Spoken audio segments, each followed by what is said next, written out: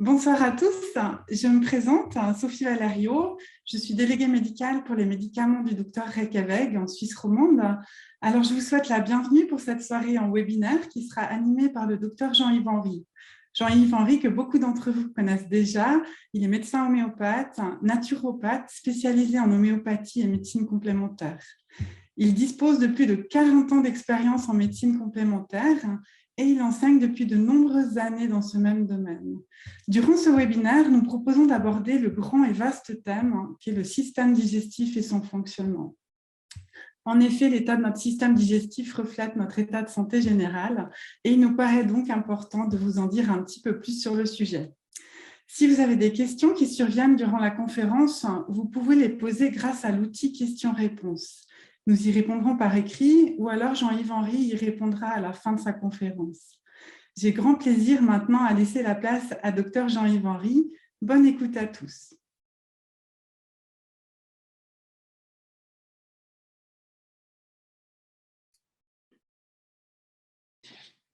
Bonsoir. Bonsoir à toutes et à tous.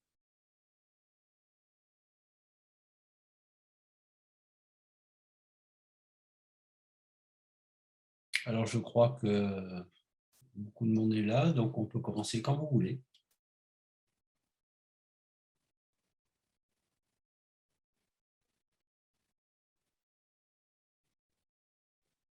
Voilà, bonsoir à toutes et à tous. Alors, on va essayer de vous présenter un petit peu la pathologie, rapidement ce soir, la pathologie du système digestif, et pas tellement dans une optique universitaire, mais dans une optique pratique des problèmes que nous allons tous rencontrer au cabinet pour avoir une attitude, je dirais, solution-oriented, hein, parce que ce n'est pas la peine de raconter des trucs et des machins, il faut proposer, faut être précis dans le diagnostic, il faut proposer des solutions pratiques et simples à nos patients.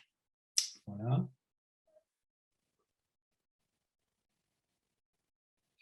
Alors, qu'est-ce que c'est l'appareil digestif? Eh bien, c'est un ensemble d'organes qui va transporter les aliments vers l'épithélium de résorption, c'est-à-dire l'intestin grêle, avec un rejet des déchets, fibreux essentiellement, et il a un rôle très très important dans le maintien du tonus immunitaire. Notre système digestif, et en particulier au niveau des villosités intestinales, c'est notre radar immunitaire. Beaucoup de gens l'ont oublié, beaucoup plus que l'ORL, beaucoup plus que les poumons, beaucoup plus que la peau.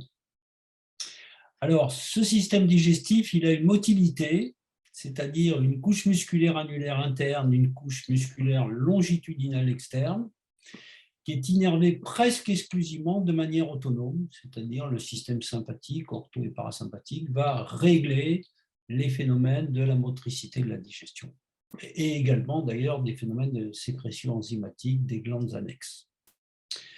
Sous l'influence des concentrations de potassium, de calcium, les stimulus d'étirement, les facteurs psychiques, la quantité d'enzymes pancréatiques et d'acides biliaires, qui ont un rôle très important au niveau du gros intestin, la régulation thyroïdienne, la présence de sérotonine, d'hormones, d'histamine, de prostaglandine, tout ça va être extraordinairement impacté par le bon ou le mauvais fonctionnement du système digestif.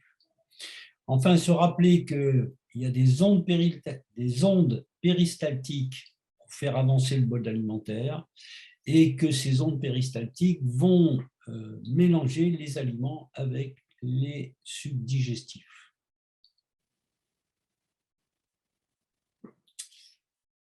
Alors, les principaux organes du tube digestif sont dans un sac, qui est le sac péritonéal, avec un système veineux spécifique, qui est le système porte, qui va ramener le sang de la digestion au filtre hépatique avant de le diffuser dans le reste de l'organisme par le biais des veines sushépatiques. Alors, il y a différentes phases dans cette digestion. La première phase, c'est la division des aliments en micro-fragments assimilables. Donc, on va avoir besoin d'eau, on va avoir besoin de bile, d'acide gastrique et des différentes enzymes digestives. Des enzymes de décomposition des glucides, sécrétées bien sûr par les parotides, le pancréas et l'intestin grêle. des enzymes de dégradation des protéines par l'estomac, en particulier l'acidité de l'estomac va permettre de digérer les protéines, le pancréas et l'intestin, et puis des enzymes de dégradation des graisses, le pancréas, mais surtout la vésicule biliaire, la bile étant un émulsionnant des graisses extraordinairement efficace.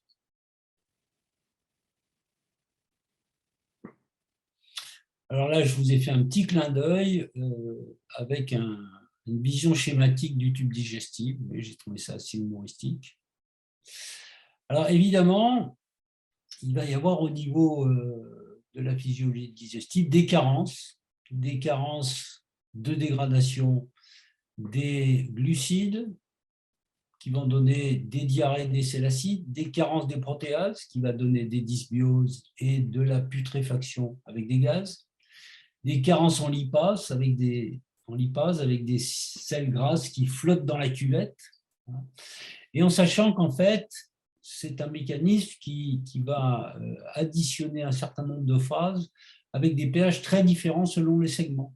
Par exemple, la bouche, on est relativement équilibré, légèrement acide. L'estomac est extrêmement acide. Au niveau du duodénum, au contraire, ça devient extrêmement basique. Autrement dit, l'acidité de l'estomac est très tamponnée au niveau duodénal. Et puis, pour le reste de l'intestin grêle, c'est plutôt acide, alors que le gros intestin est plutôt alcalin. Vous voyez, il y a vraiment une bascule périodique des phases d'acidose et d'alcalose, ce qui me fait dire d'ailleurs, et c'est une notion que beaucoup de nos amis naturopathes ont du mal à assimiler, c'est qu'en fait, il n'y a pas d'alcalose et d'acidose généralisée. Il n'y a jamais que des acidoses localisées. Quand vous êtes en acidose ou en alcalose généralisée, vous êtes au CHU en réanimation. Donc, en fait, c'est des phénomènes de déplacement d'acidose et d'alcalose. Et en fait, on verra que c'est les phénomènes d'hydratation des tissus qui vont déclencher ces phénomènes d'acidose localisée. Et ça ne sert à rien de prendre des produits alcalins ou alcalinisants. Ça ne sert à rien. Il faut remettre de l'eau dans les tissus. Voilà. Si vous remettez de l'eau dans les tissus, il n'y a plus d'acidose.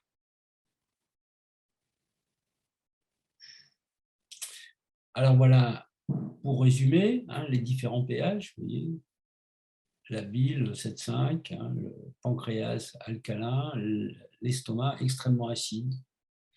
Voilà, et puis bien sûr, le côlon droit, transverse et gauche qui va avoir un rôle vraiment de distillation, on va dire, de distillation des sels pour en extraire l'eau et pour concentrer les fibres et en particulier pour nourrir le microbiote et permettre le maintien du tonus immunitaire.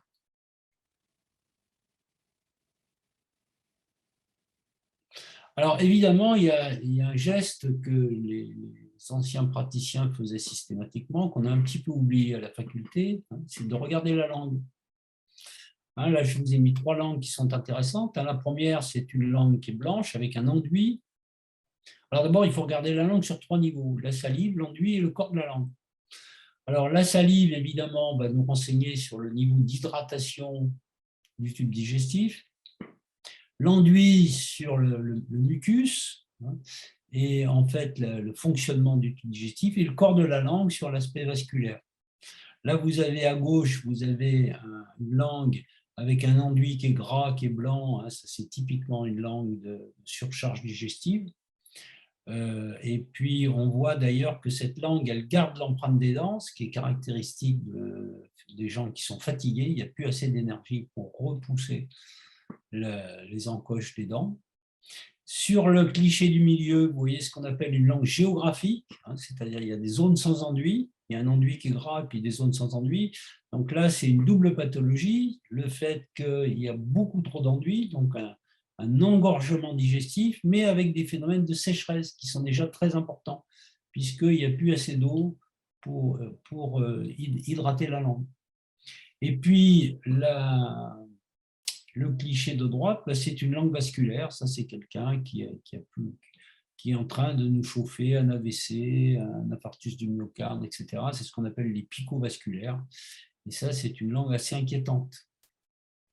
Voilà, donc vous voyez, la langue, c'est le scanner du pauvre, mais c'est quand même extrêmement intéressant parce que ça ne coûte rien, ça fait rire les gamins d'ailleurs quand on leur demande de tirer la langue, et puis ça vous apporte quand même des, des éléments diagnostiques qui sont tout à fait évocateurs. Donc il faudra après vérifier avec le reste de l'interrogatoire et de l'examen. Voilà. Alors, les rapports anatomiques, ben, voilà l'ensemble, à part bien sûr la bouche et l'œsophage, l'ensemble des organes du tube digestif.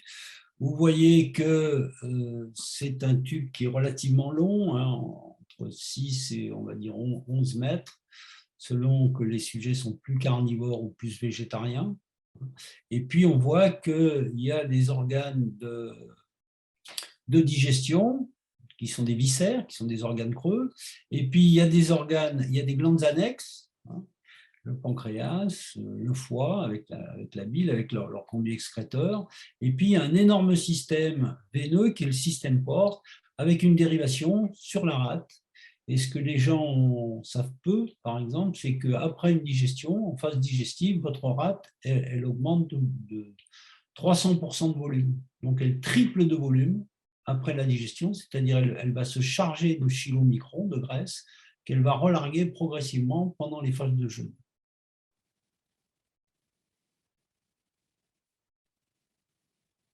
Alors, évidemment, la flore digestive, elle est énorme. Elle est énorme. Notre corps contient 10 fois plus de bactéries que de cellules humaines et 100 fois plus de virus, qui sont des virus qui sont nos amis, qui s'appellent les bactériophages. Et ces virus, d'ailleurs, sont ceux qui vont réguler le plus efficacement la multiplication microbienne. C'est-à-dire que si on n'avait pas de virus digestif parasitant les bactéries digestives, eh ben, en quelques heures, on aurait le ventre qui exploserait, tellement le volume bactérien augmente rapidement. Et heureusement, grâce à ces bactériophages, eh ben, les populations microbiennes sont régulées. Et ces bactériophages ont été très bien étudiés par Derel et par les Russes. Et vous savez que depuis bientôt une centaine d'années, les Russes soignent les infections, non pas aux antibiotiques, mais aux bactériophages. Voilà, alors ça c'est pour vous dire, c'est un petit schéma qui résume le fait que notre écosystème, il va changer avec le temps, selon qu'on est bébé, enfant, adolescent, adulte ou personne âgée. Hein, et puis il va changer également avec nos habitudes alimentaires. Vous voyez, par exemple, un obèse aura une flore digestive qui sera relativement différente. Quelqu'un qui est alcoolique aussi, etc. Donc là aussi, ça va avoir un impact, bien sûr, sur les symptômes digestifs, ça va avoir un impact sur l'assimilation des aliments, et puis sur l'immunité. Et comme je vous l'ai dit, le système immunitaire, c'est notre radar immunitaire, et ça va avoir un impact également sur notre morale, puisqu'on va le voir, c'est dans l'intestin que se synthétisent énormément de neuromédiateurs et d'hormones, et même d'ailleurs de vitamines. Voilà. Alors, là les chiffres divergent un peu, mais en gros, il faut retenir des choses simples. L'écosystème microbien, qu'on appelle le microbiote, c'est à peu près 400 souches qui s'autorégulent sans cesse. C'est-à-dire que c'est un petit peu comme dans une forêt, dès qu'il y a un système qui prend le dessus, ben les autres en fait s'allient pour le réguler. Et en sachant qu'à peu près 80% de nos bactéries sont anaérobies, c'est des lactiques. Voilà. Alors, je vais en choquer sans doute quelques-uns et quelques-unes, c'est que les probiotiques sont à peu près inutiles. Voilà. C'est-à-dire, sauf diarrhée aiguë, c'est-à-dire quand on n'a plus de flore, là, c'est intéressant de mettre des probiotiques. Le reste du temps, contrairement à ce qui est annoncé chez énormément de laboratoires, vous prenez 10 milliards de germes tous les jours et au niveau des selles, on en retrouve 0. Ça veut dire qu'en fait, ces germes, ils n'ont absolument pas, les germes que vous avez avalés sous forme de probiotiques, ils n'ont absolument pas été ils n'ont pas fait souche, hein, ils n'ont pas modifié les équilibres de flore. Tout ce qu'ils ont fait, tout ce qu'ils ont pu faire, c'est nourrir la flore endogène. Voilà. Donc, je crois qu'il faut arrêter de mettre en avant l'intérêt des probiotiques. Les probiotiques, en fait, servent de prébiotiques. Il faut mieux donner directement des prébiotiques si l'on veut avoir un bon effet sur le microbiote. Il faut surtout remettre en place la physiologie. On va voir que les erreurs sont nombreuses au niveau de la physiologie. Voilà. Donc, ça fait des années que j'ai arrêté de donner des probiotiques et mes patients s'en portent extrêmement bien, surtout au niveau du porte-monnaie. Voilà, donc en fait, on va jouer sur ce qui est dessus la flore de barrière, hein, c'est-à-dire les aliments. Qu'est-ce qu'on va apporter comme aliment? Et sur ce qui est dessous, c'est-à-dire le système immunitaire. Comment il se comporte et comment il va défendre les membranes et comment après il va métaboliser les peptides incorporés. Voilà. Donc, on va également dire un petit mot de la sécheresse tissulaire, c'est-à-dire de l'équilibre hormonal qui va, le déséquilibre hormonal allant favoriser les dysfonctions immunitaires et les inflammations.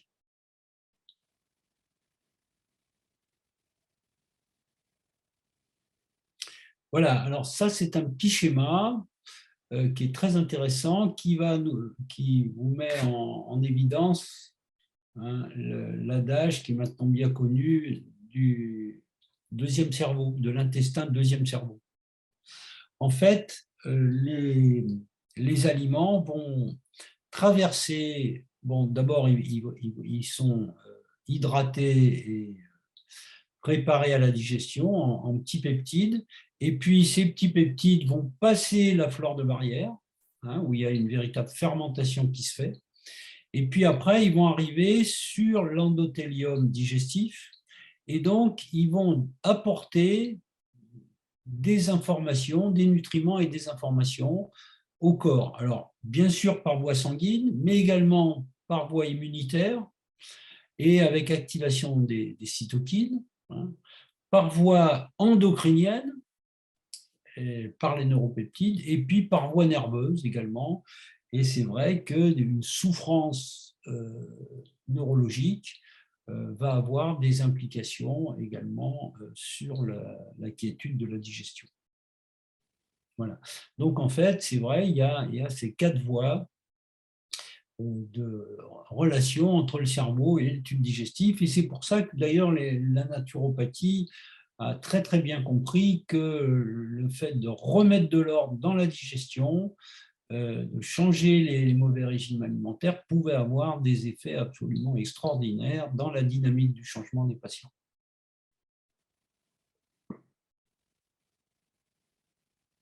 Alors, pour ne prendre qu'un exemple bien connu, c'est celui de la sérotonine. La sérotonine, c'est le neuromédiateur sédatif par excellence, hein, c'est celui qui définit ce qu'on appelle la zénitude. Hein, et ben, ce neuromédiateur est essentiellement fabriqué à partir du tryptophane, qui est un acide aminé essentiel. Et ce tryptophane, il est très fragile. Et en fait, quand la digestion se fait mal, il y a peu de tryptophane qui est absorbé, donc il y aura peu de sérotonine, donc les gens vont devenir fatigués, excitables, déprimés, etc. On sait que maintenant, la plus grande classe des médicaments antidépresseurs, c'est des inhibiteurs de la recapture de la sérotonine. Hein, donc, on va avoir des patients qui digèrent mal et qui sont déprimés, anxieux, qui ne vont pas bien. Voilà. Alors évidemment, tout ce qui va perturber l'alimentation aura un effet neurologique. Par exemple, l'alcool, l'excès d'épices. Hein. On connaît moins bien les inhibiteurs de la pompe à protons, hein, tous les médicaments qui réduisent l'acidité gastrique. Hein, c'est des toxiques, en particulier au niveau du foie et du rein. Hein, donc, ils peuvent être utiles pour soulager le patient un moment, mais on ne doit jamais les continuer à longue échéance. Hein. Donc, même s'il y a des reflux œsophagiens, il faut trouver d'autres solutions parce que c'est des médicaments toxiques. Et puis, moins bien connus et actuellement en fait des ravages, les anticoagulants oraux, hein, c'est-à-dire les médicaments qui ont remplacé le Synthron et qui permettent de maintenir une hypocoagulation. Alors, c'est très intéressant, mais là aussi, ils hypocoagulent en agissant sur le foie et donc ils ont un effet, en particulier au niveau tendinomusculaire, qui est tout à fait délétère. J'ai des patients qui ont des problèmes de périarthrite, qui sont vraiment handicapés. Il y en a même une qui est venue me voir en disant j'ai une spondylarthrite. En fait, on lui a arrêté ce médicament et tous les symptômes ont disparu. Voilà. Et puis surtout, on va en parler plus en détail, l'existence d'une inflammation chronique de bas grade, digestive, qui est liée à des intolérances alimentaires. Voilà. Alors, en sachant qu'on peut doser les principaux neurotransmetteurs dans les urines, hein, il y a des kits de dosage des neurotransmetteurs dans les urines, ce qui est très intéressant, en particulier à partir du moment où on a affaire à des anxiétés chroniques, des états de dépression qui s'expliquent mal et des phénomènes de burn-out, et puis même des pathologies comme le TADA, par exemple, hein, les déficits de l'attention et l'hyperactivité. Un bilan des neurotransmetteurs permettra de bien comprendre qu'est-ce qui se passe au niveau cérébral et puis également, bien sûr, de se poser les bonnes questions sur le rôle de l'intestin dans la récupération des acides aminés précurseurs.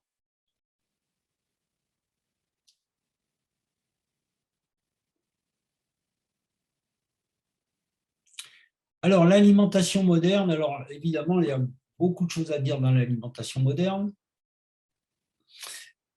avec des bonnes et des mauvaises choses. Alors, évidemment, nos ancêtres avaient une alimentation on a du mal à le concevoir, mais qui était extrêmement différente de la nôtre. Et moi, je me rappelle, par exemple, il y avait beaucoup de maisons qui avaient un mur qui était percé et qui était au nord, et avec un grillage, et on mettait tout ce qui était périssable, on le mettait dans le mur, et ça servait de frigidaire, en fait. Hein. Voilà, dès qu'il faisait trop chaud, hop, on mettait le fromage, on mettait les fruits, etc. Et puis, on utilisait beaucoup de techniques de conservation. Par exemple, le fromage, par exemple, c'était une façon de conserver le lait. Le saucisson, c'était une façon de conserver la viande. On faisait sécher la viande, etc. Et en fait, c'est des modes de conservation. On salait la morue, hein, on faisait beaucoup de salaison.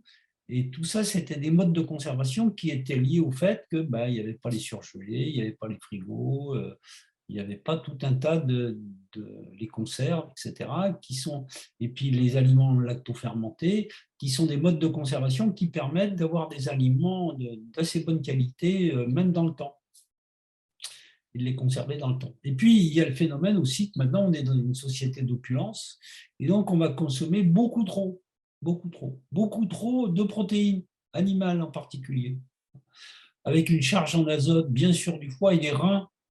Et puis surtout, le gros problème qu'on a avec les protéines, c'est que ces protéines, eh bien, elles sont reconnues comme peptides agresseurs. Et donc, ça va permettre de développer de plus en plus d'intolérances alimentaires. En particulier, dès qu'il va y avoir des phénomènes de sécheresse tissulaire. Et donc, environ maintenant, on estime entre 10 et 15% de la population avec des intolérances alimentaires. Ces phénomènes, on va le voir, donnent tout un tas de symptômes et sont graves parce qu'ils vont entraîner des perturbations progressives du système immunitaire.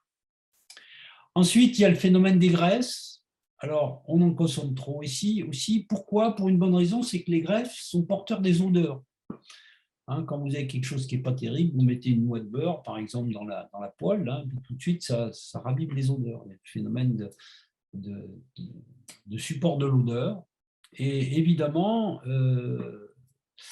il y a le phénomène qui est lié aux acides gras saturés. Hein. On utilise beaucoup de saindoux, beaucoup de graisses animales, hein, qui en fait n'ont pas les qualités des oméga 6 et des oméga 3. Ils sont des précurseurs des prostaglandines. Et puis également, c'est essentiellement bien sûr pour le goût. Et puis, il y a le phénomène des acides gras trans. On a tendance à faire des cuissons à très haute température. et style barbecue, par exemple. Hein. Et évidemment, ça donne des acides gras qui sont extrêmement mauvais pour notre tube digestif et qui sont même, pour certains, nettement cancérigènes.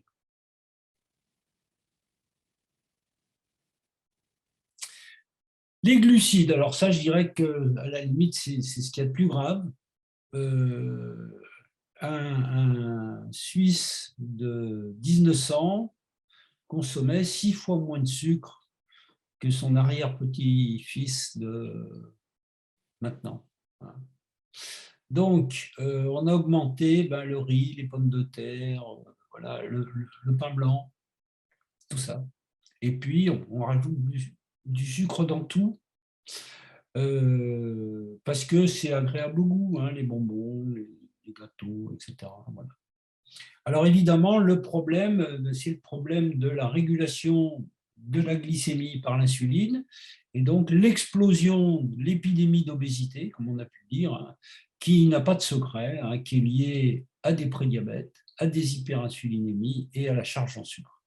Si vous voulez faire maigrir quelqu'un, c'est extrêmement simple. Quelqu'un qui est obèse, il faut le considérer comme un hyperinsulinisme, et puis il faut lui mettre en place un régime qui va normaliser au cours de la journée sa prise de sucre et de farine et de fruits. Voilà. Ça, c'est très simple, mais en fait, les gens n'ont pas compris et on trouve encore beaucoup de bêtises dans la littérature dans ce domaine. Les apports en sel, alors là aussi, ça c'est quelque chose d'assez terrible. L'industrie agroalimentaire à rajouter du sel un peu partout, parce que le sel est un exhausteur de goût. Donc, on va le trouver dans la charcuterie, les fromages, les alimentations en boîte, les sauces au soja, le ketchup, etc. Et évidemment, ce sel va surcharger le rein avec un phénomène qui est en train également de faire des ravages, qui est l'hypertension artérielle. Voilà. Voilà. Alors,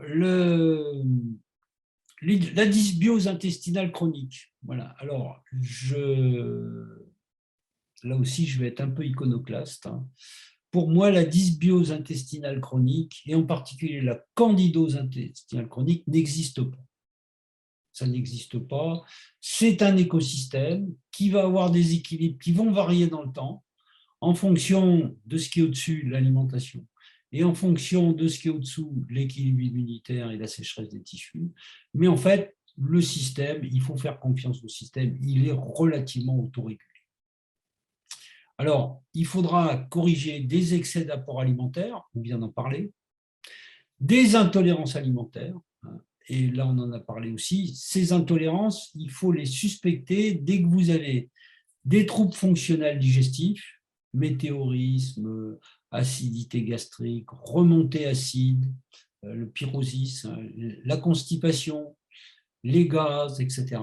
Voilà, les troubles fonctionnels digestifs. Dès que vous avez des troubles cutanés, dermite sèche, prurite, rosacée, vous savez, c'est les irritations du nez, de la face, des pommettes, etc.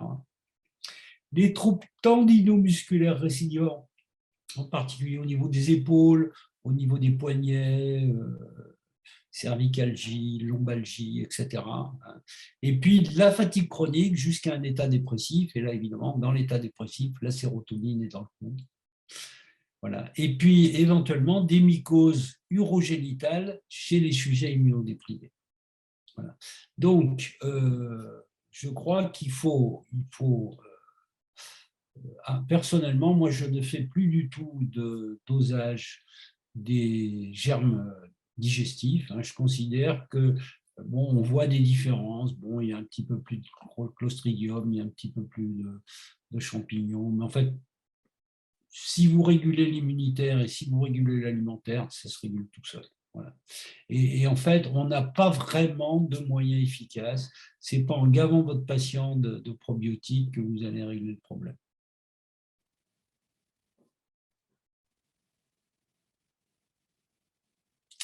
Voilà, alors, bon, monsieur signalait, dans les années 80, 90, avait bien compris, suite à des études antérieures et puis des séries personnelles, le rôle du gluten et des laitages.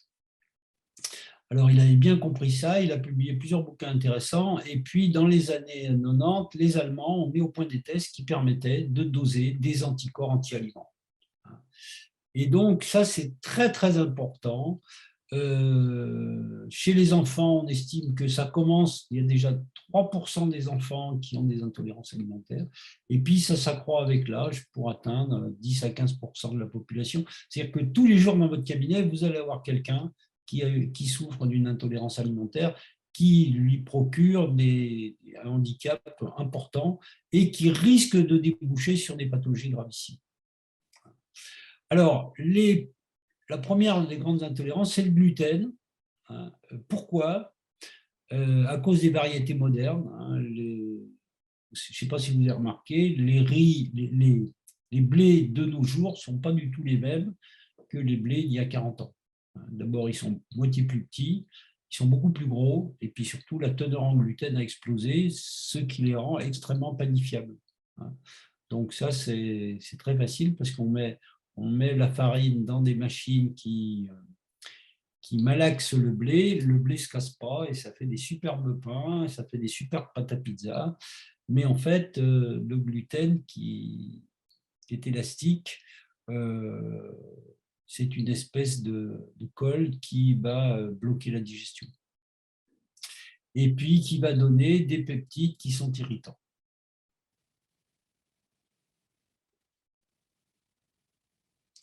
Voilà. Et donc, on va se trouver rapidement devant une situation qui est celle de l'intestin poreux, c'est-à-dire l'inflammation chronique de l'endothélium, va faire qu'il y a énormément de peptides non digérés qui vont activer le système immunitaire et qui va faire que ça ne sera plus que le gluten, mais ça va être en plein d'autres choses. Et on va voir, alors maintenant on peut faire des tests, on va le voir jusqu'à 350 aliments. Et puis, sur les 350, il y a certains patients, ils en ont 75, 8 ans, auxquels ils sont intolérants. Voilà. Et en fait, ça, c'est pas grave du tout, simplement, c'est pas du tout qu'ils sont intolérants à tous ces aliments-là, c'est qu'ils ont un intestin poreux. Et donc, ils réagissent à tout et à n'importe quoi.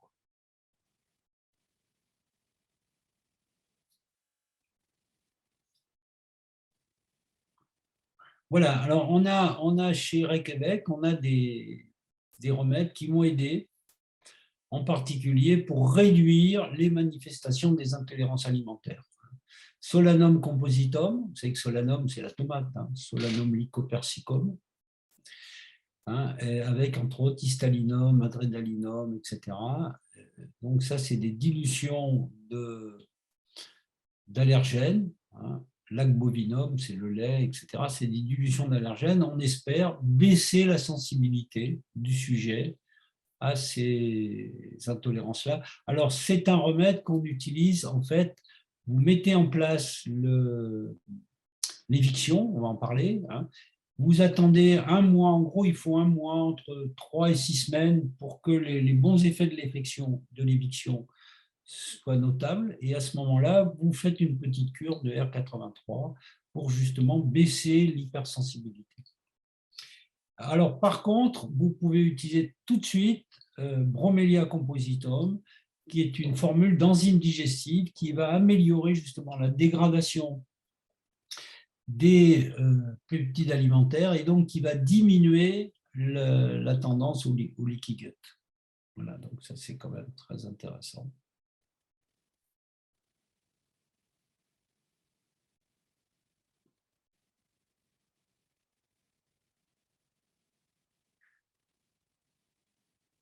Alors, quels sont les aliments? Non, ça a été trop vite là. On peut revenir à la diapo d'avant, s'il vous plaît.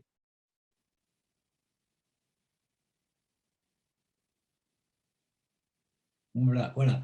Quels sont les aliments problématiques? Alors, évidemment, le lait de vache, alors c'est un aliment de base en Suisse, évidemment. Alors, attention, il y a une erreur qui est extrêmement commune. On parle d'intolérance au lactose. Alors, c'est absolument pas ça. C'est l'intolérance à la caséine du lait, c'est-à-dire la protéine du lait, qui est en cause. Quand on parle d'intolérance au lactose, c'est une maladie génétique qui apparaît dès la petite enfance, ce qui n'a rien à voir avec l'intolérance à la caséine du lait, qui apparaît beaucoup plus tard, à l'âge adulte et même plus tard. Voilà. Donc, ne pas parler d'intolérance au lactose, parler d'intolérance au lait. Ensuite, le gluten, en sachant qu'il y a des tas d'aliments, il y a 5 grands aliments qui contiennent du gluten, le blé, l'avoine, le seigle, l'orge et l'épeautre, le grand épeautre. Le petit épeautre en contient beaucoup moins. Et puis après, il y a toutes les autres céréales comme le riz, le sorgho, etc., qui contiennent pas de gluten et donc on peut utiliser sans problème. Et puis il y a d'autres farines qui sont utilisables, comme par exemple la farine de sarrasin, euh, tout un tas d'autres choses qui peuvent être utilisées en particulier pour faire du pain et même la fécule de pomme de terre, pour faire des pains sans gluten. Les œufs de poule, voilà, ça c'est les 3 grands, lait de vache, gluten et œufs de poule. Et bien sûr, là aussi, c'est la protéine qui est allergisante, donc c'est le blanc de l'œuf. Le jaune d'œuf, à la limite, la plupart du temps, il passe relativement bien. Et puis, il y en a d'autres, les fruits à coque. Il faut savoir que les fruits à coque contiennent 9% de protéines, donc elles sont allergisantes, avec en tête les amandes. Les fruits tropicaux, pour certains patients, avec en tête l'ananas. Les légumineuses, alors vous savez que les légumineuses ou fabacées, c'est la famille végétale qui fabrique des protéines, les petits pois, le soja. Alors là aussi, on voit, c'est assez amusant, les gens détectent une intolérance au lait de vache, donc on leur dit vous arrêtez le lait de vache, et puis ils se mettent à s'abreuver de lait de soja. Et puis on les revoit l'année d'après, ça n'a pas bougé. Pourquoi? Parce qu'ils ont développé une intolérance au lait de soja qu'ils prennent en excès. Donc il faut faire attention au soja. Et puis plus rarement les poissons et les crustacés. Bon, les crustacés en Suisse, c'est pas le gros problème. Alors les levures et les champignons, et en particulier le candida albicans, ça fait le buzz ces 10 dernières années dans le petit monde de la naturopathie. Alors, physiologiquement, ce sont des hôtes minoritaires du microbiote et ils ne prolifèrent qu'en cas d'immunodépression. Alcoolisme, infection chronique, maladie auto-immune, cancer, etc. Et en trop grand nombre, bien sûr, ils peuvent favoriser la libération de cytokines inflammatoires. Alors, dans le cas, alors ça se détecte par ce qu'on appelle les mous, c'est-à-dire le dosage des métabolites urinaires. C'est très rare qu'on arrive à en mettre en évidence. Quand on arrive à en mettre en évidence, il faut se dire que le problème, ça va être de dépister une immunodépression. Et puis généralement, ça se développe sur une intolérance alimentaire aussi. Donc en fait, si vous voulez, mon expérience me fait que j'ai rapidement arrêté de m'énerver avec les candidoses. Les candidoses sont les marqueurs microbiens d'un déséquilibre alimentaire et immunitaire. Voilà. Donc, il va falloir mettre en évidence ces choses-là. Alors, il y a un régime pour les gens qui ont une candidose digestive chronique, ce qui est très rare, mais bien sûr, alors on va réduire tout ce qui est les fruits à cause du sucre, les champignons, les levures, les aliments fermentés. En gros, c'est surtout le sucre, et puis tout ce qui va irriter le tube digestif, les piments, l'alcool, et puis éventuellement le gluten et le lait s'il y a une intolérance.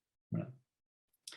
Par contre, il y a beaucoup de choses qu'ils pourront consommer, et même certains fruits qui sont relativement peu sucrés. Voilà. Donc là, on va mettre en évidence, on va utiliser des outils qui vont nous permettre de préciser tout ça.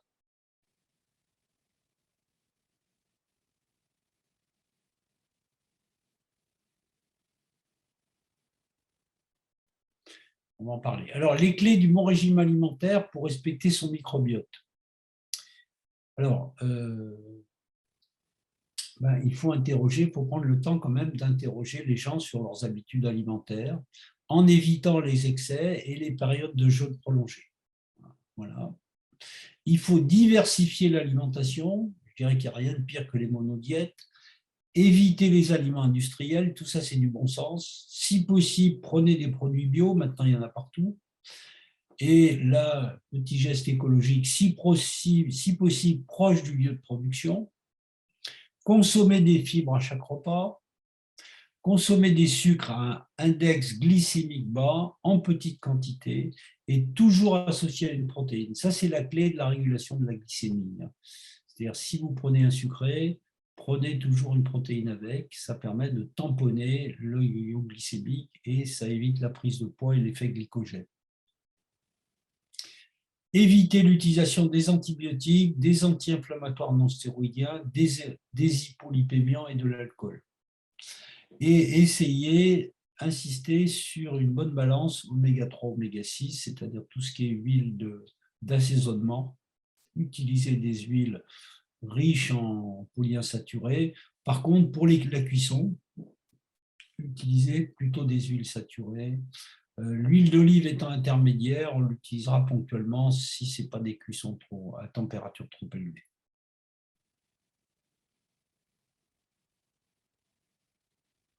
Alors, comment on va reconnaître tout ça? Alors, autrefois, on faisait des dosages des IgE dans le sang. Ça, c'était intéressant pour les intolérances et les allergies chez le petit enfant. On faisait des prix de test sur la peau. On mettait sur la peau du sujet tout un tas de patchs, de timbres avec l'allergène et on regardait la grosseur de l'irritation. Ça, c'est des trucs qui se font encore, mais c'est complètement barbare et relativement peu précis. Et alors maintenant, on a des tests modernes, en particulier donc les tests ImmuPro. Alors en Suisse romande, il y a 2 labos qui le font. Il y a MGD à Genève et Salamin à Sion, dans le Valais. Alors, vous pouvez les contacter, ils vont vous envoyer des kits de prélèvement que vous donnerez à vos patients, et puis ils vous présenteront le panel des aliments auxquels ils sont intolérants. Alors, on peut tester de 22 à 350 aliments. Alors, évidemment, le prix n'est pas le même. Évidemment. Alors, personnellement, j'ai arrêté de faire des ImmuPro. Alors, le labo vous pousse bien sûr à faire des tests plus chers. Personnellement, c'est rarissime que je demande des tests chers. Pour moi, le 22, c'est largement suffisant parce que le 22, on teste tous les allergènes de base. Et ces allergènes de base, si vous avez ces allergènes de base, vous avez un leaky gut. Et donc, forcément, vous en avez plein d'autres derrière. Mais ce n'est pas la peine de s'énerver sur ces intolérances secondaires, c'est du bruit de fond. Concentrez-vous sur les allergènes de base. Et puis, il y a mon petit chouchou qui est le bilan nutrition santé, qui est aussi un test sérologique, qui va permettre d'évaluer l'état d'inflammation et l'état de fonctionnement du terrain immunitaire. Si vous voulez plus de renseignements, vous pouvez aller voir sur www.mybiobox.com. Alors, en fait, pour les intolérances alimentaires, on va choisir ma façon de faire, quand même, après plus de 15 ans de l'utilisation, je choisis 3 intolérances principales. Voilà.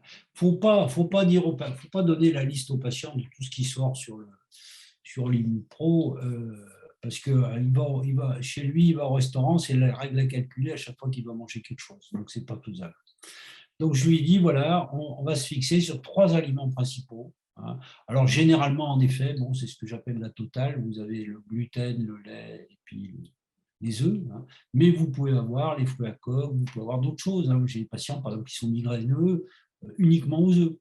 Il suffit d'arrêter le blanc d'œuf et ils n'ont plus de migraine. Voilà. Et je leur dis, voilà, vous faites ça strictement sur une année. Et on va réintroduire au bout d'1 an, progressivement, aliment par aliment. Et on va réintroduire l'aliment à peu près sur 4 à 6 semaines. Le premier jour, il prend une demi-cuillère, deuxième semaine, une cuillère, puis 2, puis Au bout de 6 semaines, il mange l'aliment normalement et on va voir si les symptômes reviennent. Si les symptômes ne reviennent pas, on est tranquille, on est à peu près tranquille, on peut passer à un autre aliment. Voilà. Si les symptômes reviennent, on arrête. Et puis, on refait l'Immupro, en principe, à la 2e année, au bout de 2 ans. Et c'est là où, en particulier, les produits de Reykjavik, les enzymes et les liposensibilisants sont intéressants pour améliorer la tolérance. Alors, il y a des gens qui utilisent des tests physiques comme la biorésonance, la kinésiologie, qui sont intéressants, mais pour moi, bon, je n'ai pas une sensibilité extraordinaire et puis je me méfie beaucoup de mon impression.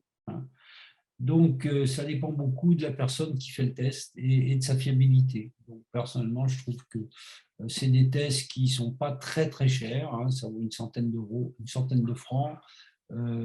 Et puis, on en fait un tous les ans ou tous les 2 ans. Donc, et puis, c'est quand même une base scientifique indiscutable. Voilà. J'ai développé tout ça sur notre petit site médecineintégrée.com si vous voulez aller voir.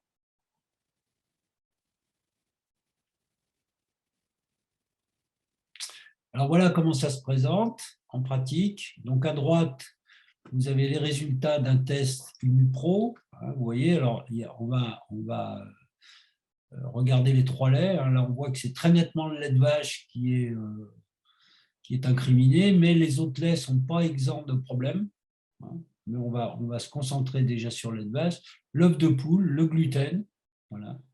Et le reste, ça va à peu près. On voit quand même qu'il y a un petit mélange de miel. Alors, mélange de miel, ça ne veut pas dire qu'il faut arrêter le miel, ça veut dire qu'il y a certainement une intolérance au pollen derrière. Donc, il faut poser la question de la pollinose. Et de même, il faut faire attention aussi, vous avez souvent la vanille. La vanille, alors ce n'est pas du tout une intolérance à la vanille, en fait, c'est une intolérance au chocolat. Alors là, j'explique qu'il faut arrêter le chocolat, des fois c'est très dur pour certaines. Ensuite, ça c'est le bilan. Qu'est-ce que va nous donner le BNS? Le BNS va nous donner, là on voit par exemple, c'est un sujet qui a un énorme stress oxydatif. Donc là, il va falloir, si on veut calmer le jeu, faire un traitement antioxydant au moins de 6 semaines pour que l'inflammation cède. Et puis, on va regarder, si vous voulez, déjà, est-ce que les tissus sont secs ou pas? Est-ce qu'il y a une tendance anémique? Et puis, est-ce qu'il y a une inflammation chronique ou pas? Là, apparemment, ce n'est pas trop mal, mais il y a quand même un gros stress oxydatif. Et puis, on regarde un petit peu, là, on voit par exemple qu'il y a beaucoup de tension nerveuse. Et puis, il y a les graisses qui sont relativement pas bien gérées. Donc là, il va falloir en discuter avec le patient aussi.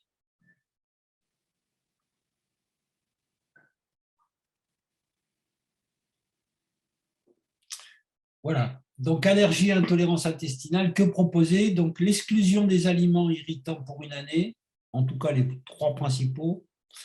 Chez Immupro, ils proposent de faire, au bout d'un certain temps, des tests de provocation orale. Moi, je suis absolument contre cette méthode-là. Il faut laisser pendant une année le système immunitaire tranquille et il faut qu'il oublie l'intolérance à ces aliments.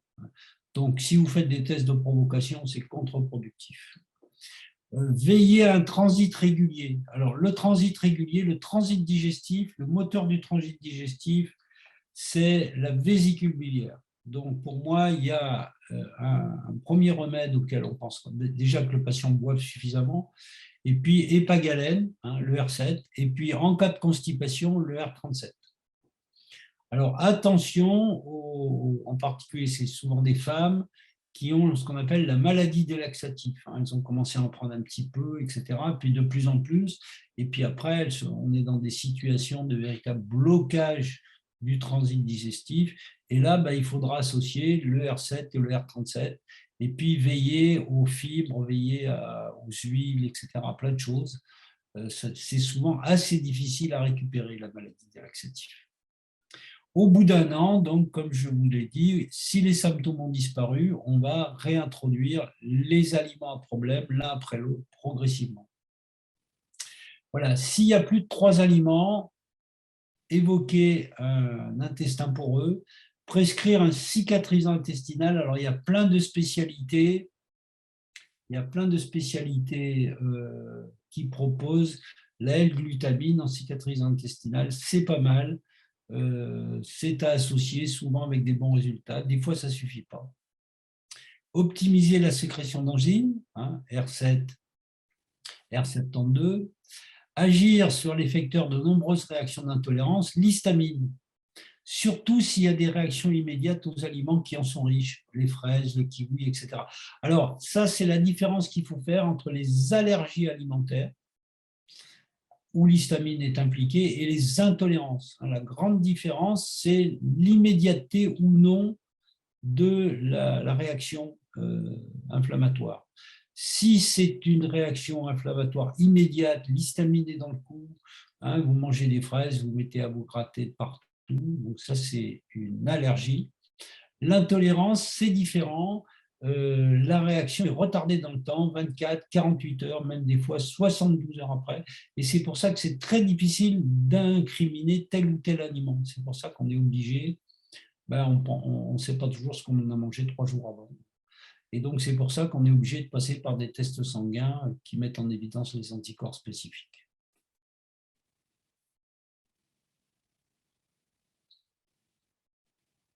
Voilà, alors quand il y a une réaction immédiate, donc on va utiliser histaminum composé avec un petit rappel du rôle de l'histamine dans tous les systèmes de régulation du corps. C'est un agent pro-inflammatoire qui va jouer un rôle dans énormément de régulation et dans énormément de symptômes. Les nausées, les maux de tête, les vertiges, les réactions anaphylactiques, les arythmies, les démangeaisons, les bouffées de chaleur, l'urticaire, etc.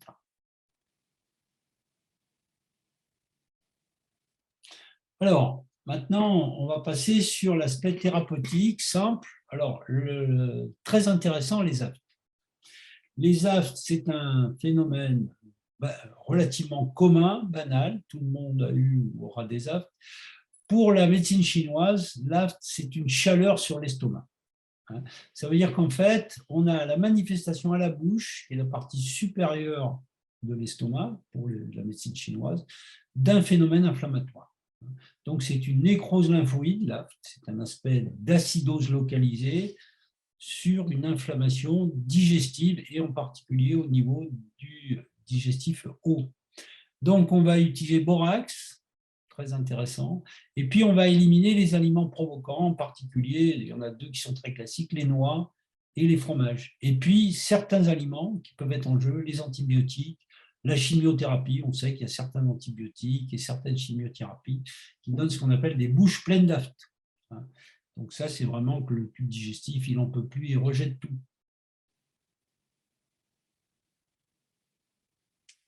Les nausées, les vomissements. Alors, à respecter, si vous voulez, là aussi, si le corps vomit, c'est qu'il a besoin d'éliminer un certain nombre de choses. Alors, essayez d'identifier le toxique. En général, si vous vomissez, de même si vous avez la diarrhée, il ne faut pas forcément couper la diarrhée. C'est souvent des phénomènes salvateurs. Donc, on réfléchit. Ça peut être aussi des manifestations d'une saturation hormonale. C'est le cas classique des femmes enceintes, par exemple. Il faut savoir que les hormones sont détoxifiées par le foie. Et puis quand tout d'un coup, le taux d'hormones est multiplié par 10, le foie n'en peut plus, et donc ça passe au niveau de la vésicule et ça crée une hypersensibilité aux odeurs et des vomissements de la femme enceinte, ce qui est assez classique. Alors, on a un complexe qui est vraiment très bien, qui est le R52, qui est un grand remède des nausées et des vomissements, y compris de la grossesse, l'hypersensibilité aux odeurs, etc. Alors, on va regarder la formule, c'est intéressant. Vomissane. Alors, qu'est-ce qu'il y a dedans? Alors, il y a des grands remèdes classiques du mal des transports, Coculus, Pétroléum, les 2 grands classiques, Nux vomica, aussi, très intéressant. Ça, c'est des nausées d'excès alimentaire et de maldigestion. Et puis, on a Aetusa sinapium, qui est une ombellifère qui est très intéressante, en particulier sur les intolérances au lait. C'est les renvois des bébés. Et puis, vous avez également colchicum, qui est un grand remède d'hypersensibilité aux odeurs. Voilà.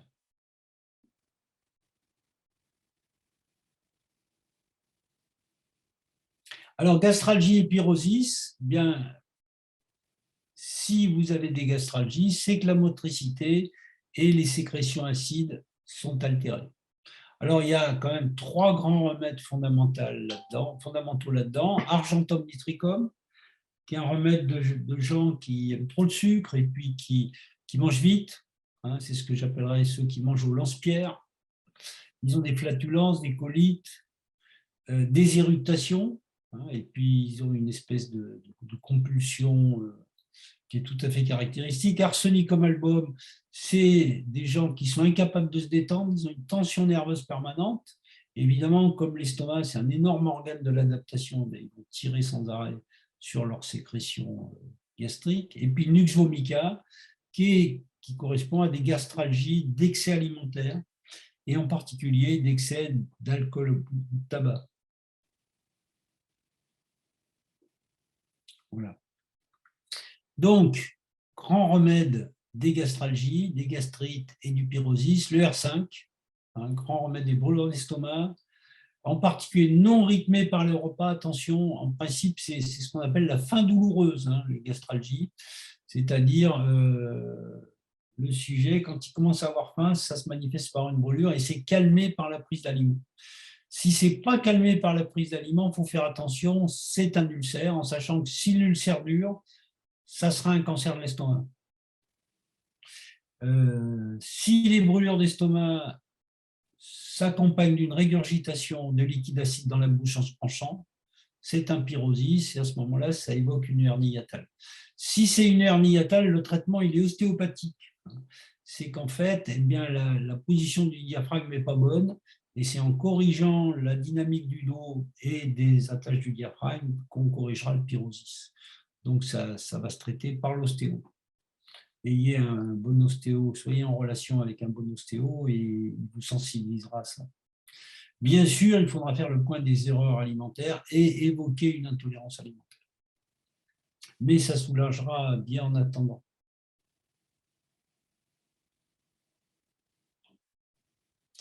Alors, dans le R5, on voit déjà les 3 grands remèdes qu'on avait vus, hein, arsenic, argentum et nux. Il y en a d'autres qui sont intéressants. Belladonna, qui est un grand anti-inflammatoire. Carbo-végétabilis, qui est un grand remède de flatulence. Chamobilla, qui est un remède d'hypersensibilité nerveuse. Chelidonium, très intéressant pour récupérer de la motricité, en particulier au niveau des voies biliaires, puisque très souvent, c'est un problème de charge biliaire qui va se manifester au niveau de l'estomac. D'ailleurs, on le voit quand les gens se mettent à vomir de la bile, hein, c'est qu'il y a une participation de la vésicule biliaire. Et puis, vous avez aussi des phénomènes de douleur au niveau de l'estomac qui sont liés à des phénomènes psychologiques. Hein. En particulier, c'est le cas de lycopodium et d'anacardium. C'est des gens qui ont des impulsions, qui ont un mal vécu psychologique qui va se manifester par des troubles de la motricité digestive.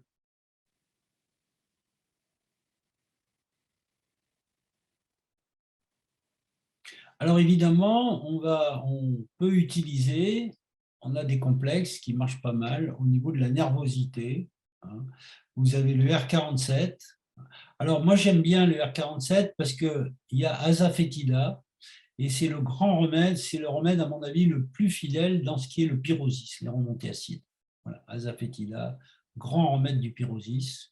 Moscus, grand remède des spasmes des diaphragmes. Voilà. Pulsatilla, grand remède de l'hypersensibilité aux aliments gras. Ignacia amara, c'est un remède d'épuisement nerveux et de somatisation. Et puis Quieta, qui est un grand sédatif, en particulier si les symptômes apparaissent la nuit. Quieta, on s'en sert volontiers, en particulier pour les troubles du sommeil, les troubles de l'endormissement, les sommeils agités, etc.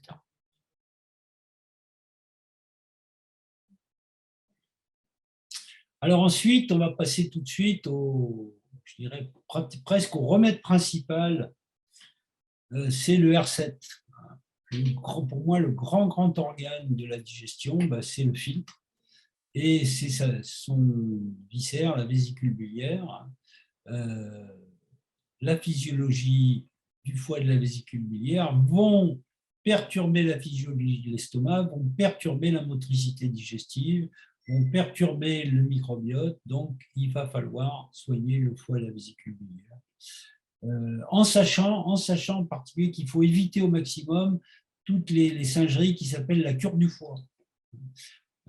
Actuellement, il y a une grande mode, la cure du foie, c'est-à-dire vous prenez des grandes quantités de sulfate de magnésium et vous faites des calculs. Et on vous dit, c'est merveilleux, vous avez éliminé vos calculs. Ce qu'on a oublié de vous dire, c'est que, en fait, eh bien, c'est le sulfate de magnésium qui fait précipiter la bile et qui provoque des calculs.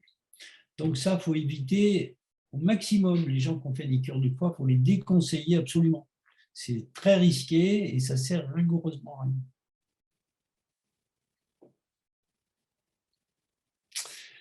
Alors, on va s'en servir, l'UR7, quand il y aura, je vais vous dire tout de suite, pratiquement pour tout. Inconfort gastro-intestinal, nausées, ballonnements, éructation, dysfonction hépatique, ça c'est quand même beaucoup de gens. Il faut savoir qu'en Suisse romande, 30% de la population a une stéatose hépatique. Autrement dit, ce qu'on appelle un foie gras. Sensation de trop-plein, pesanteur, douleur abdominale associée à une digestion ralentie d'un repas riche en graisse. Voilà, ça c'est il y a un plat suisse que j'adore, c'est ce qu'on appelle le rösti viril. Je ne sais pas si vous connaissez le rösti viril. C'est un rösti sur laquelle on verse une fondue moitié-moitié. C'est absolument délicieux. C'est un des plats pour lesquels je me donnerais. Mais alors, au niveau de la charge en graisse, ce n'est pas idéal. Donc là, vous avez intérêt à prendre du R7 après, parce que des fois, c'est un petit peu dur. Troubles fonctionnels du foie, cholécystite, inflammation des voies biliaires, voilà, bon, ça c'est classique. Hypercholestérolémie, alors là aussi, l'hypercholestérolémie, ça sert à rien, ça sert absolument à rien de vouloir faire baisser le cholestérol. Ce qu'il faut, c'est se poser la question du pourquoi. Alors il y a 3 causes d'hypercholestérolémie. La cause la plus rare et qui est la seule qui nécessite de faire baisser le cholestérol, c'est les maladies génétiques. Il y a des maladies génétiques hypercholestérolémiques. Ça, on le détecte très vite parce qu'il y a une hypercholestérolémie familiale et le cholestérol monte chez les gens très jeunes. Donc là, on peut accepter de baisser le cholestérol, mais ce n'est pas le cholestérol qui bouche les artères, c'est l'inflammation chronique, c'est les inflammations de bas grade. Dans les plaques, il y a moins de 10% de cholestérol. Donc, vous voyez, ne croyez pas ce qu'on vous raconte que le cholestérol bouche les artères. Alors, il y a du cholestérol qui monte dans 2 cas, dans les prédiabètes. Donc, c'est en limitant les sucres et en réduisant les surpoids que vous normaliserez le cholestérol. Et puis, dans les maladies inflammatoires, le cholestérol est un marqueur de l'inflammation et en particulier les maladies inflammatoires du rein, les glomérulonéphrite, les néphroses lipoïdiques, etc. Donc là, le cholestérol est juste un petit drapeau rouge qui indique qu'il y a une dysfonction majeure qu'il faut explorer, qu'il faut traiter, mais si on la traite, le cholestérol se normalise. Alors, stimulant des fonctions des cellules du foie, alors le foie, c'est quand même 60% de la détoxification, 60% de la biosynthèse, c'est 900 fonctions connues. Donc, on peut dire que le foie est impliqué dans à peu près toutes les pathologies humaines. Et c'est aussi la sentinelle de toutes les inflammations aiguës. Voilà, donc, augmente la détoxification du foie, inflammation des voies biliaires, bien sûr, problème du coup. Alors, sans gluten et sans lait. Je n'ai pas marqué lactose, parce qu'en fait, le lactose, c'est très rare et c'est quelque chose de très particulier. Bien, là aussi, il y a beaucoup d'erreurs qu'il faut corriger. Qu'est-ce que ça contient? Alors, remède fondamental, Cardus marianus, le chardon-marie, ça remet de l'eau et du sang dans le foie. Cinchona pubescens, China, grand maître de vide de sang du foie. Alors, si vous avez un vide de sang du foie, vous avez des symptômes tendinomusculaires, vous avez des blocages, des inflammations, des canaux carpiens, etc. Chelidonium majus, grand remède de la motricité des voies biliaires et du tube digestif. Colosynthis, grand remède d'espace, non? Lycopodium, grand remède de la sécheresse digestive, et puis Nux vomica, grand remède bien sûr des excès alimentaires, alcooliques et médicamenteux. Vous voyez, vraiment, c'est des remèdes tout à fait centraux, donc vous pouvez faire des cures de R7, ça marche pour tout.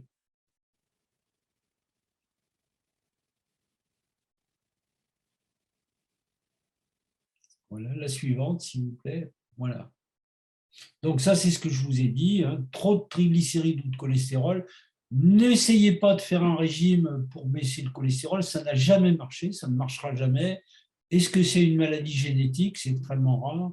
Est-ce que c'est un syndrome métabolique, un diabète gras qui risque d'évoluer vers le syndrome métabolique?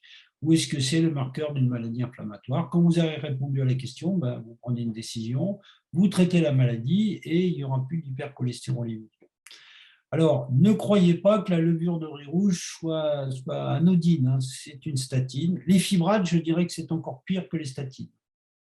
On a trouvé les fibrates parce qu'en fait, on s'est intéressé, on s'est rendu compte que les paysans qui utilisaient des pesticides sur leurs champs avaient des taux de cholestérol très bas, hein. Donc, en fait, les fibrates, c'est directement issu des pesticides qu'on met dans les champs. Donc, ça perturbe la physiologie hépatique et surtout, ça a un impact de chimiothérapie au niveau immunitaire. C'est-à-dire, ça baisse votre tonus immunitaire, ça favorise les infections chroniques et ça va pousser en particulier les patients vers des pathologies comme le cancer.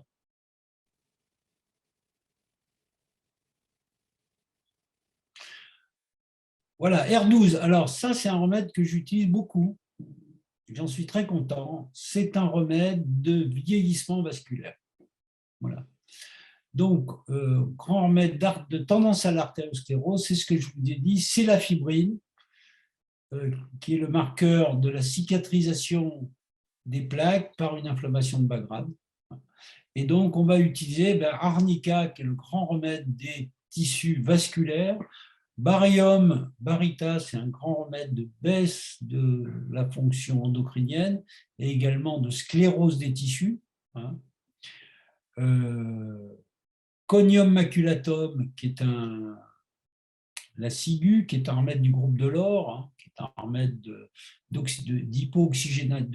l'hypooxygénation générale. Caliode, qui est un sel aussi fibrosant, mais aussi très intéressant, puisque c'est un sel d'intolérance alimentaire. Phosphorus, grand remède de congestion sanguine, puis plombum acéticum, grand remède de sclérose vasculaire périphérique et d'hypertension. Voilà. Donc ça, dès que vous avez un petit papy ou une petite mamie qui commence à avoir un petit déclin cognitif, des poux périphériques qui ne sont pas trop bien perçus, etc.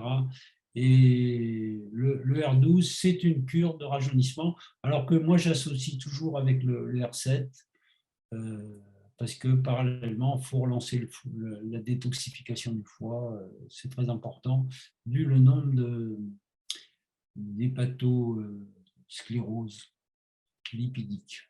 Voilà. Suivant.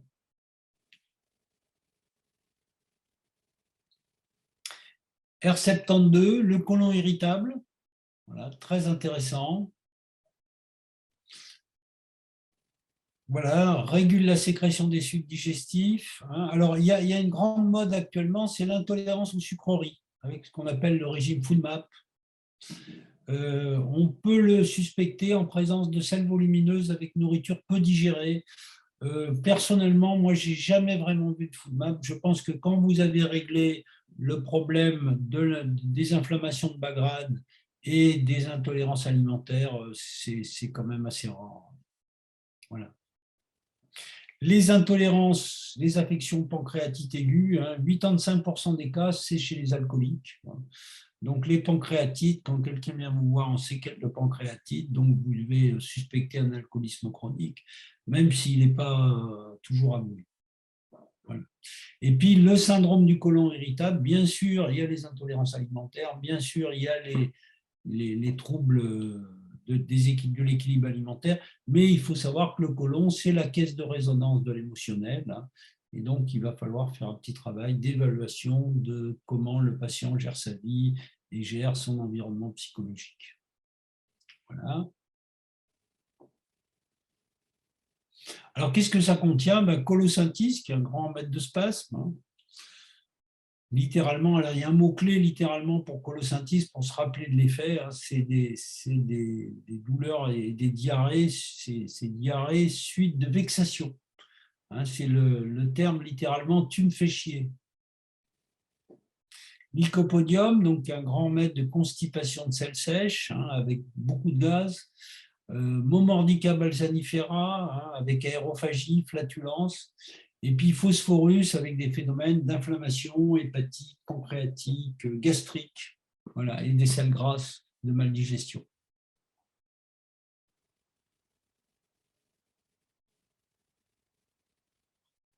Voilà, alors évidemment, les intestins qui vont filtrer les aliments peuvent se boucher. Aïe, aïe, aïe. Ça se bouscule. Alors, c'est une pathologie qui est plutôt féminine, pour des raisons d'abord anatomiques, hein, parce que le sigmoïde est plus comprimé dans le bassin de la femme, et puis aussi parce que le foie et la vésicule biliaire, pour des raisons métaboliques et émotionnelles, sont plus facilement perturbés. Voilà. Alors, il faut bien préciser les causes de cette constipation. Alors, on a un remède qui marche très très bien, c'est le R37. Ça peut même, moi j'ai même eu des cas où ça a fait disparaître des constipations invétérées, donc très très efficace. Ça n'empêche qu'il faut quand même vraiment interroger le patient pour bien comprendre le mécanisme de cette constipation. Alors essentiellement, il y a quatre grands types de constipation. Les constipations par sécheresse tissulaire, là il y a un trouble hormonal sous-jacent qu'il faut évoquer et évaluer. Les constipations par motricité insuffisante, hein, c'est la sédentarité ou la prise de médicaments.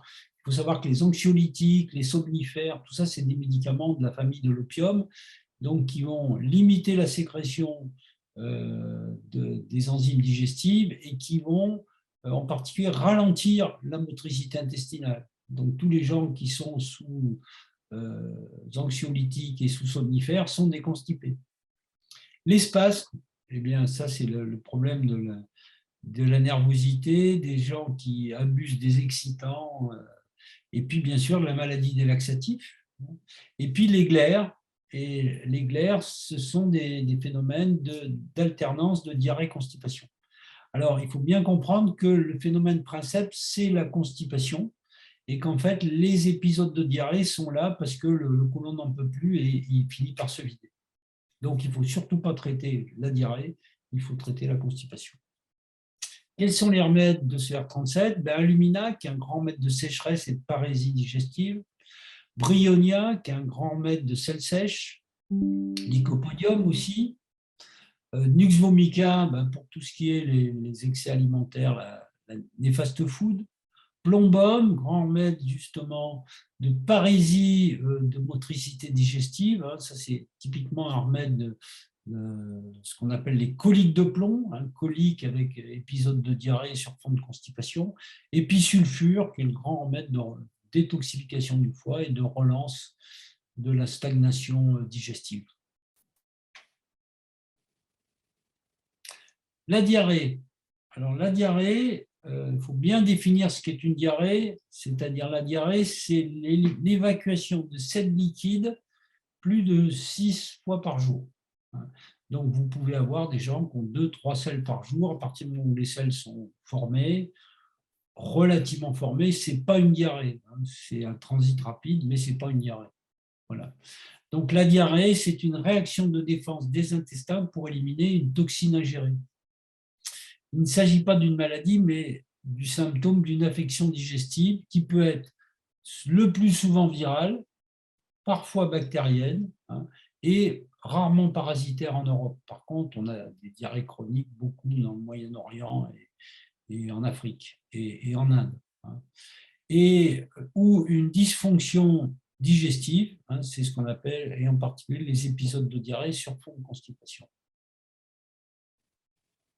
Alors, pour la diarrhée, le R4, diarrhée liquide, selle molle, diarrhée du voyageur, qu'on appelle la tourista.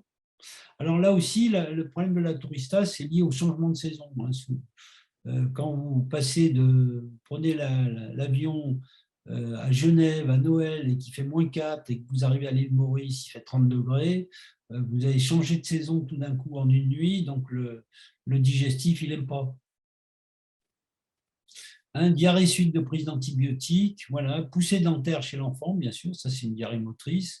Et puis, ça va même jusqu'à des diarrhées d'inflammation chronique digestive, comme la maladie de Crohn, par exemple. Bon, c'est sûr que ça ne suffira pas, mais ça pourra aider ponctuellement, le R4.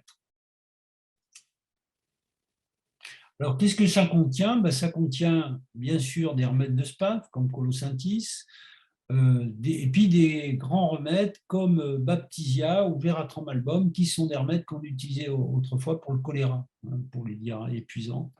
Et puis, vous avez Mercurius corrosivus, qui est un remède d'infection, de surinfection digestive. Voilà. Colique épuisante avec le ténesme. Le ténesme, c'est l'envie permanente d'aller à la selle avec douleur espacée.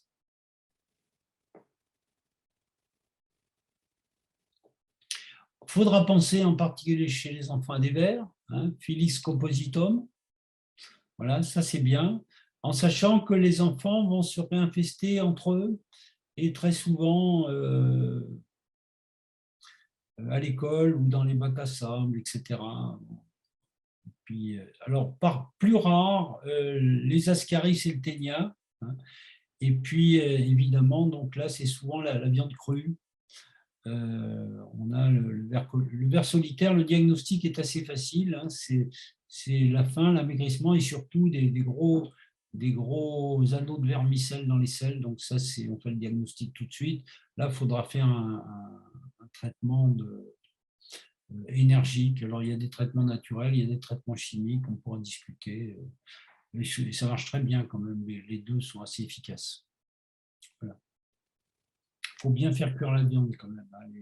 En particulier, le porc est très infesté par la trichinose, le staphylocoque, le ténia, etc. Voilà. Alors, l'intérêt de Filix compositum, c'est que ça va surtout calmer les troubles nerveux associés aux parasitoses. En particulier les oxyures. Les enfants deviennent insupportables avec les oxyures. Et si avec Philismas, les symptômes persistent ou ne s'améliorent pas, il faudra vraiment affiner le diagnostic. Alors, qu'est-ce que ça contient? Le grand remède, c'est Sina, bien sûr. Et puis après, vous avez Artemisia, Philismas, qui sont des grands remèdes, et Thanacétum, qui sont des grands antiparasitaires digestifs.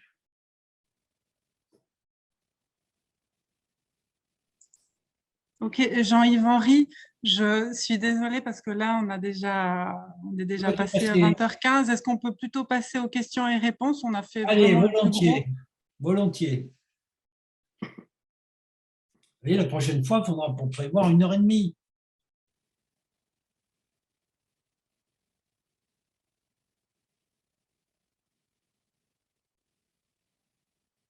Alors, j'attends les questions et réponses. Je pense qu'il y en a 5, là, apparemment.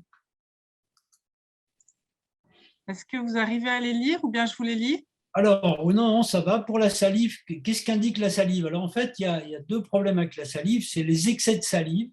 C'est la petite mamie que vous allez voir à l'EMS, comme ça, et puis qui a son mouchoir, comme ça, et qui passe son temps à baver. Donc, ça, c'est un symptôme. Et puis, au contraire, vous avez les gens qui ont des bouches sèches et des fois, de façon gravissime, c'est ce qu'on appelle le syndrome de Gougerot-Swogren, qui est une maladie auto-immune qui souvent se développe parallèlement à une arthrite. Donc là, il va falloir évaluer. Bon, ça veut dire qu'au niveau rat de pancréas, il n'y a plus d'eau. Donc, il va falloir trouver une solution. Est-ce que l'intestin est déséquilibré? Alors, c'est les deux. Voilà. Est-ce que c'est l'intestin qui perturbe le psy? Oui. Est-ce que c'est le psy qui perturbe l'intestin? Oui.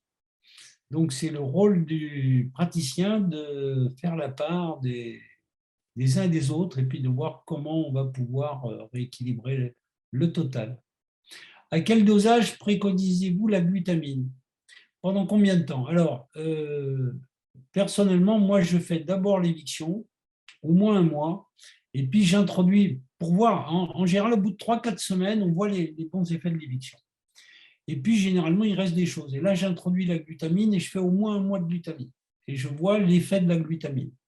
Alors, chaque labo fait des préconisations. En général, c'est 2 sachets par jour, un le matin, un dans l'après-midi. Ça dépend des concentrations de votre laboratoire. Alors, ça marche moins bien chez certains. Là aussi, il y a un facteur qu'il faut prendre en compte, c'est l'état de l'inflammation. Et c'est pour ça que le BNS est très important. Vous verrez qu'il y a des gens qui ont des intolérances sur des petits états d'inflammation et il n'y a pas besoin de mettre d'antioxydants. Puis il y en a d'autres qui ont des énormes états inflammatoires sur des grandes sécheresses tissulaires, avec tout un tas d'autres phénomènes pour laquelle l'intolérance alimentaire n'est que la partie émergée de l'iceberg. Voilà. Et c'est pour ça que la notion de précision du diagnostic est importante. Voilà, le dérèglement hormonal, donc les dysfonctions hormonales, dans un sens large, il faut bien comprendre que c'est les hormones stéroïdiennes qui vont régler l'hydratation des tissus. Donc, dès que vous avez la peau et les muqueuses sèches, il faut suspecter un phénomène de mauvais réglage hormonal et donc une sécheresse tissulaire. Si les tissus sont secs, ils vont s'enflammer. Et c'est là-dessus que se développera le leaky gut, les inflammations chroniques qui donneront des acidoses localisées, donc des phénomènes d'ulcères, de fissures, etc., de lithiase, et puis qui pourront évoluer après de la phase 4 à la phase 5 et la phase 6 vers des maladies auto-immunes et même des affections tumorales. Voilà, donc le dérèglement hormonal, le dépistage du dérèglement hormonal est très important. Sur le BNS, il est signé par la baisse de l'effondrement des albumines. Alors, comment réguler? Il faut réintroduire, il faut corriger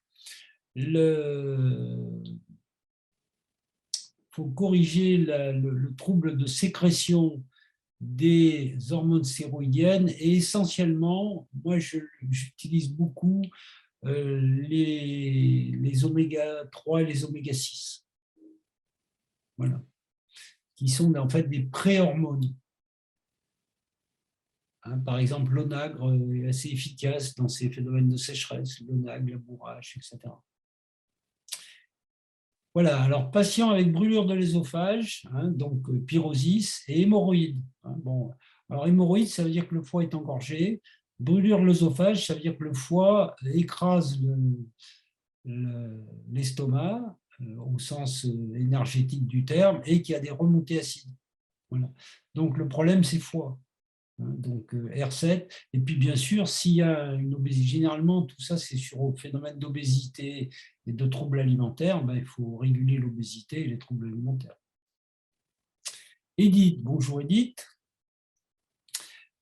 Jeune homme de 16 ans avec ulcère de l'estomac. Alors, oui, bien sûr. Alors, pansement gastrique, là, c'est l'allopathie, c'est-à-dire on masque le symptôme. Alors, très nerveux et soucieux, c'est probablement un des 3 grands remèdes qu'on a vus, argentum, nux ou arsenic. Il faut choisir lequel des 3. Il faut le donner en haute dilution. Et puis, bien sûr, il faut revoir son alimentation et surtout la façon qu'il a de manger. Si ça se trouve, il ne mastique pas, enfin, il fait tout un tas de bêtises. Donc ça, je sais que tu es très forte là-dessus, donc tu vas te débrouiller très bien. L'hypersalivation. Alors, l'hypersalivation, c'est un problème en fait qui est lié à une dysfonction de la rate pancréas et de l'estomac. Là, c'est assez compliqué l'hypersalivation, c'est-à-dire en fait les circuits de l'eau au niveau des glandes salivaires ne sont pas, ça fonctionne mal. Donc, faut vraiment, je ne veux pas répondre en 5 minutes, c'est compliqué. Voilà. Donc, on va retenir, on va rester sur le fait que c'est compliqué. Personnellement, je demande toujours un BNS et généralement, le BNS me donne la solution.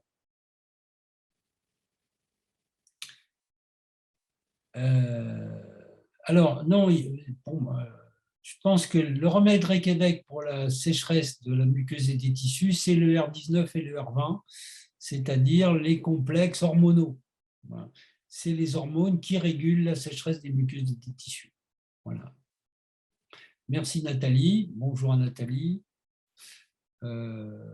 Chloé, peut-on utiliser ces complexes dans l'hémicycle? Oui, bien sûr. Voilà, on l'a vu dans l'hémicycle. Alors là aussi, dans l'hémicycle, il y a le phénomène de sécheresse et il y a le phénomène d'inflammation chronique. Donc pour moi, un MICI, c'est-à-dire une maladie inflammatoire chronique de l'intestin, ça se développe toujours, quasiment toujours, sur une sécheresse tissulaire et sur une intolérance alimentaire. Voilà. Donc là, il va falloir, on ne peut pas traiter donc une rectocolite ou une maladie de Crohn si on ne règle pas la sécheresse tissulaire et si on ne règle pas l'intolérance alimentaire. Voilà, bonjour Mickaël. Voilà, bon, ben, je crois qu'on a répondu à tout le monde.